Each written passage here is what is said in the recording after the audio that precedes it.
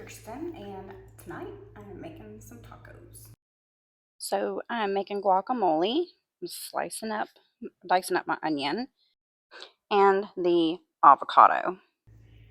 So what do y'all normally do for taco night? What is it that y'all normally have? Do you have soft tacos, hard tacos? Do you make guacamole?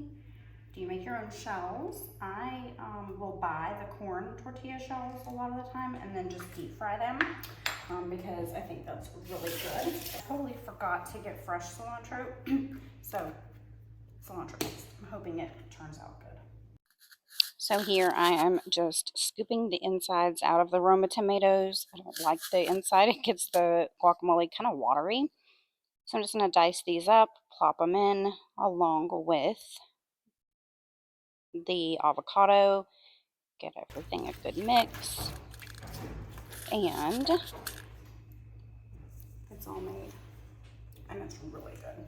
I also decided on some refried beans and Mexican rice. So I always put a little bit of avocado oil in the pan, and then I will show you how I season up the meat.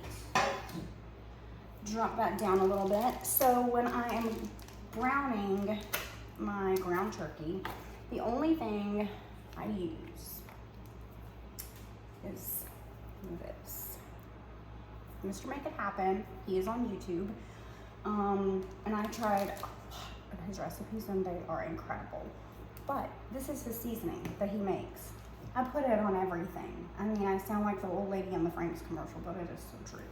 It's very, very good. Here I am just mashing that ground turkey down to get some kind of a crust on it. And then I go in with the Mr. Make It Happen all-purpose seasoning. Let all that get brown. And this is low sodium, so it's safe to use, you know, by measuring with your heart. So just keep checking the ground turkey. Here I started the rice. And I'm going to check the beans. Here I'm just giving everything a stir. I have chili powder, garlic powder, oregano, onion powder, and cumin. And then add everything in, give it a good mix, stir everything up. If y'all know, but this goes in here to, you fan them out. It's actually meant to keep them from not laying down, because once they get heated, they will collapse. So here I was putting the wax thing that comes with the shells inside of it and fanning the shells. I will be back when it's time to make our plates.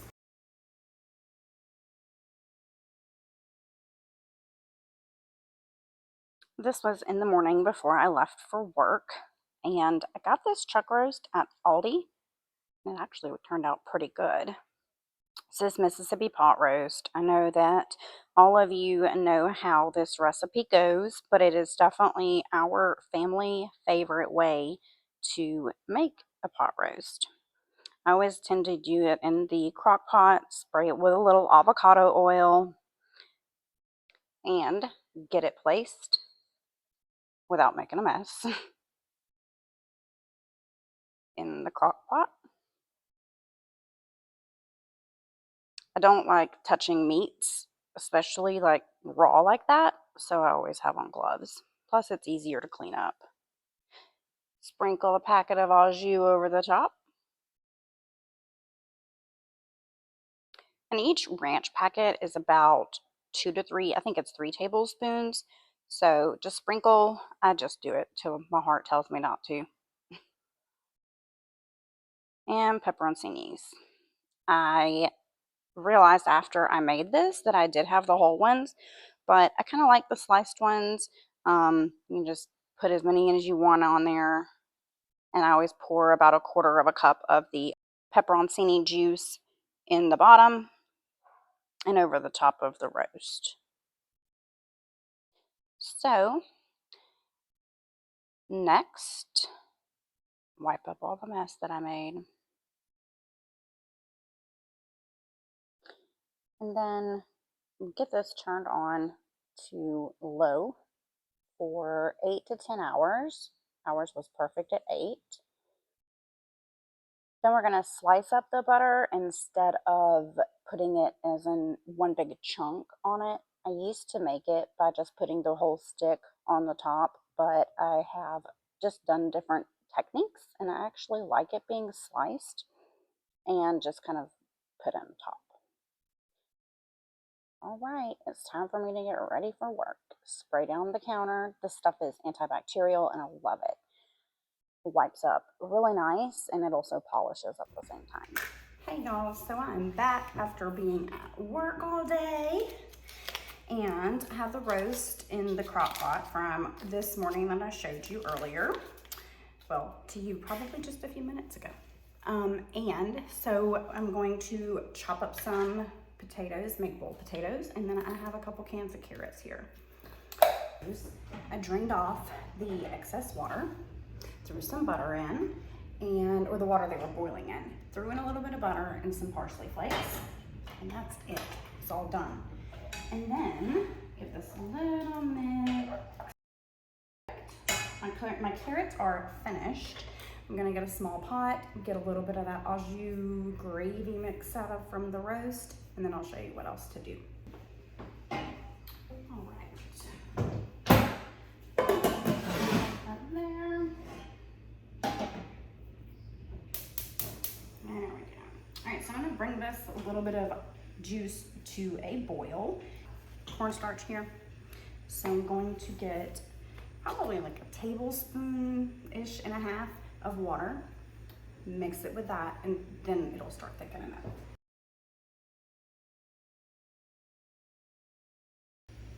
Mix it in, and then it'll be time to eat.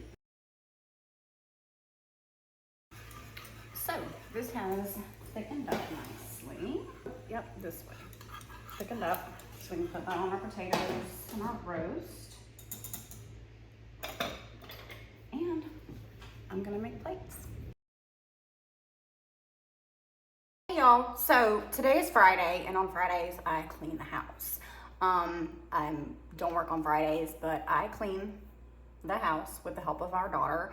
And tonight I decided I wanted something kind of comfy and cozy, so I'm gonna make the viral TikTok chicken cobbler. Stay tuned and I'll show you how it's done. Put a stick of butter in the pan.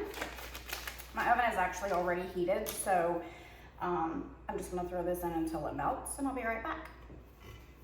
All right, y'all, so while the butter is melting, I have 2 cups. This is an 8-cup measuring cup. I have 2 cups of milk. I'm gonna pour in the Red Lobster Cheddar Bay biscuit mix with the packet of seasoning.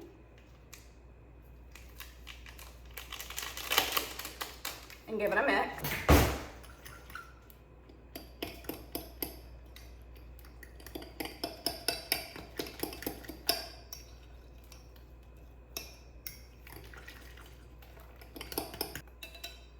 And now I'm going to check to see if my butter is melted yet. Butter is all melted. Earlier, I got a rotisserie chicken and I've already cut it up, so we're putting that in. So we have this.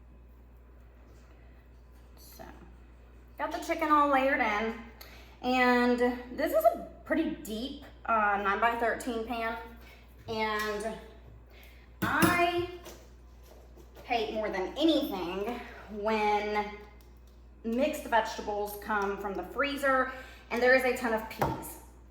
I don't like peas. I don't eat them.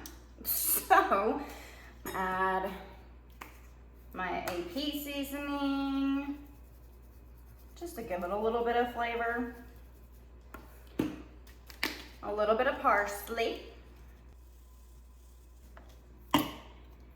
And now I will be adding in the mix from earlier. And all I'm gonna do is just pour it in, getting all of it out.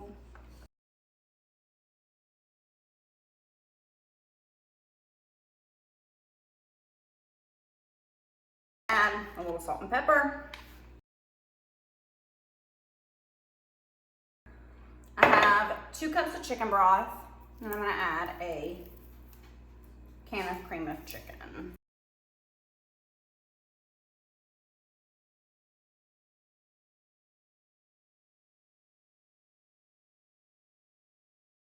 Now we're gonna take this chicken broth and cream of chicken mixture, and we're just gonna pour it in.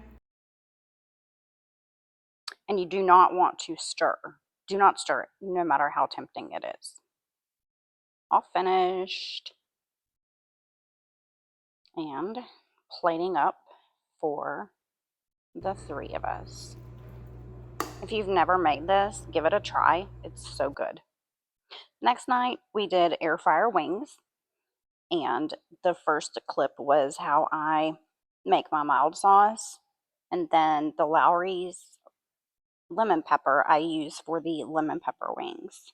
Since I like mild, and my husband was just feeling lemon pepper that night. And of course, our daughter loves lemon pepper. Here I am getting the pieces separated from the drum and flat. And I also put aside the tips of the wings because I like to keep those in the freezer, and then I throw them in when I make any kind of chicken stock. It's just a little tip. Next, pour in the lemon pepper Lowry's marinade. And then I just let it sit in the fridge for about 30 minutes or so until I got everything else finished. As far as my wings, I had to season. I use AP seasoning, and I use some adobo. Not a lot because this stuff is super salty. Just make sure you don't add any salt. You can add a little black pepper if you like. I like to put all of the seasonings in a small bowl. Also paprika. Gives a little bit of a smoky element. So I put the seasonings in the bowl and then kind of stir it up a little bit. And then I just use the spoon. See, I added a little black pepper. I just use the spoon to evenly coat both sides. I like to sprinkle it on there. I could have used my hands, but I didn't. So make sure that both sides are well coated. Make sure you kind of pat it in a little bit because that'll just help everything season the inside of the chicken. Here's the lemon pepper. So I have my air fryer on 400. I did preheat it for about 5 minutes. I'm putting them in after I spray it. Put those in, let them get brown and crispy, and then flip them over. They take about 15 minutes, and here's my mild sauce. And I did use sugar-free brown sugar and sugar-free ketchup to make this. Pour in a little bit of the Frank's hot wing sauce. There's the sugar-free ketchup and some Worcestershire sauce, along with some lemon pepper. And it's one of those you just have to put a little of this, put a little of that. I did add some garlic powder into it just to get it where you want it to taste, depending on how spicy you like it. Decided to do some fried potatoes to go with this. Nothing else really sounded good. So I just put the frozen potatoes in there, season them up with some AP seasoning and Lowry's. Then I put in the rest of what was in that bottle from the marinade. Add a little bit of butter and just bring it up to a slow simmer. Once it gets hot, then you want to take it off the heat, especially with the mild sauce, or the butter will separate from all the sauce and it'll be super greasy and it just won't look very appetizing, and it won't stick to the wings as well. Finish up those potatoes, give them one last stir, add a little more oil because they started to dry out, added some parsley, and it's done. Here I'm just going to coat all of the lemon pepper wings and also my wings. And then I think I had one lemon pepper wing and the rest I had were mild, and they are so scrumptious. Got me some potatoes, some wings. There's my one lemon pepper. Next night we had ground turkey spaghetti. Get my ground turkey in there, flatten it out, let it get some color. I like to use the Aldi brand marinara sauce, and then I add a couple of cans of the flavored tomato sauce. It's just always kind of been the way that I do it. Salt your water before you add your noodles and a little bit after. Get the ground meat, all browned up really nice. And ground turkey is tricky, so make sure you get it cooked all the way through. AP and garlic and some onion powder, of course, a little salt and a little pepper. Ground turkey, you can't really tell the difference in it from ground beef. Of course, it's less fat. If you season it the way that you would season ground beef, just add a little extra of everything, promise it tastes just like ground beef. Put my pasta noodles in. These are whole wheat noodles. I'll either use whole wheat or I use the protein pasta. It just depends on what I grab at the store. Now that the pasta is drained, I did not rinse it, but I did squirt a little bit of olive oil on it to keep it from sticking together. I also kept some of the pasta water to add to my sauce. That also helps the sauce stick to the noodles. So I'm pouring in the tomato sauces, marinara, and letting it all come up to a simmer. The way I remember to make sure I save some of the pasta water is just put a measuring cup inside the colander in the sink. Here, I'm going to add the pasta water. It really does make such a difference. And time to eat. This is our bowls. This night we had chimichurri chicken thighs that Publix seasoned, some Great Northern beans, and then this pasta that I found at Publix that we really do like. It's kind of like a pastaroni, but to me it's just better. I also seasoned up my beans with a little AP. Sometimes I like to throw in some onion chunks, but I didn't this night. Give all that a good mix. I like to bring it to a simmer and then just turn it down low. Add the water, squirt of olive oil, avocado oil for my chicken thighs, and these were so good. I also add a little bit of butter to the pan. Adding oil to your butter keeps your butter from browning. So if I use butter in my cooking, I also add some type of oil. I really do like avocado oil to fry in. I use a lot of olive oil for dressings and things like that. But here we are adding the chicken thighs. They were huge. There was 2 huge chicken thighs and then there were 2 smaller ones. And we had leftovers of this, even though everybody ate a big helping of this chicken. We've made our own chimichurri chicken before, but when I saw this, I was like, this is easy for a weeknight meal. Here we add in the pasta, bring it to a boil. You don't cover this, and I think it only cooks for about 4 minutes. And you remove it from the heat, and then it thickens up. I always check to make sure it's up to temp. I like to put it on a wire rack while it's kind of cooling off, if you will. And these are our plates from dinner. It was absolutely delicious. My plan going forward is to upload a video each week of what we had for dinner the previous week. So if you want to see more recipes, please subscribe, hit the bell so you get notified when I upload, and hit the like button, as it really does help out my channel. I will see y'all in the next one. Bye.